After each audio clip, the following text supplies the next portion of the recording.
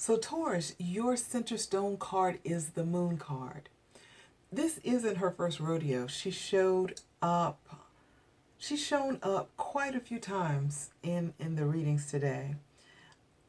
Her energy is the divine feminine energy. It's very introspective. It's nurturing. Um, I will say I have an old school type analogy when I think about moon. So I like to look at sometimes the moon and the sun when I'm explaining them. I kind of look at them, like as the divine masculine and the divine feminine. So the sun is very external. It's a masculine energy. It's the king, and it's also the home builder. That's how I like to look at the sun. And the moon, she's feminine. She is the divine feminine. She is the queen. She is the home maker. So, about all things internal. So when the moon shows up, she's calling us a lot of times to look within, a lot of introspection.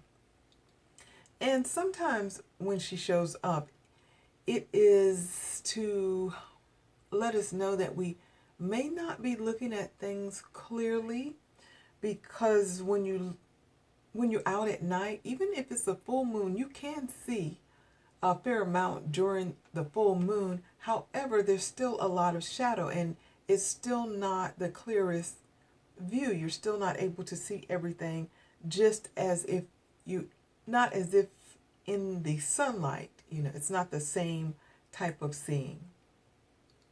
So that's your center stone card. Your first card is the heart in the upright position. So I know sometimes when people see the heart, the first thing they think is, oh, romantic. And it's not always that. Sometimes it is. Sometimes it's a platonic love. So it does represent love. It could be romantic or it could be platonic. We'll see how things unfold in the reading. And so if it's platonic, it is the love of a person, place, or thing. And the person would be like your aunt, your mom, your cousin, your best friend. It's that type of love. And so it's speaks of emotional attachments. It also a lot of times feels like a from a business perspective, it is your passion project, the thing that you love. It holds that type of energy too. Your entrepreneurial project or your passion project, because a lot of times, if we can, our entrepreneurial ventures come from a love of a thing, if we're lucky, I should say. And your next card is the telephone in reverse. So when the telephone is in reverse, it says that there is slow or no communication. So there's an issue with communication there.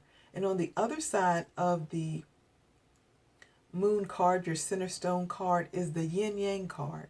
And so that says that there's something that may be out of balance. The universe is calling you to put, balance things out. Yes, it's calling for more balance. And then your last card is the wine glass in the upright position. So the wine glass, when it shows up, it is speaking to your being open and ready to receive a thing. So that's a little bit about all the cards individually.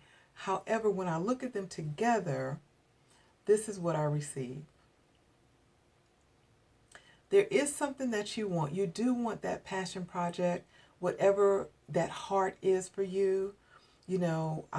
It could be a romantic relationship. It could be a business. It could be you want your relationship with a family member to be better. You're open and ready for that. However, there's something with communication that's off. Something with communication that isn't going smoothly, and it is causing the situation to be a little off balance. And so it's really deep. Um, it's a really deep energy for you, because the moon and the heart, they say that it's, it's near and dear to your heart. That's what I was hearing. Near and dear to your heart, whatever, whether it's a person and you ready to and you ready to you ready to but Kim ready to but Kim is ready to but Kim is it but Kim is it Kim is it in Kim is it in time is it in time it in time all that in time all that way all that way all that way that way that way key key is communication. What can you do to help the communication go smoothly? Yeah. One of the other things, if it's a business situation, you may be being asked to find, because I know, with everything that's going on with the pandemic, it being winter time, and us, even though we were, limited and restricted during the summer and during the warmer months, those of us in North America, um, we still were able to kind of see our people sometimes. I know that over the summer when I would take my little dog to the park, it's a huge, big open field. It's like a park inside of a park. And there were groups of people. Sometimes they would get together. They would each come in their own car. They would bring their own lawn chairs. They would be spaced out, sometimes a little bit more than 6 feet apart. And some of them even were masked. They would come, they would sit in the sun, they would bring a lunch, and they would just enjoy each other. And that really doesn't fly in the wintertime in North America. There's some states, that you might be able to pull that off, but in general, even it's even more challenging, so we're more inclined to be inside. So that may be causing the communication lag or issues, not just if it's business, but with friends, family. So Taurus, the universe is inviting you to find a way to communicate a little bit more.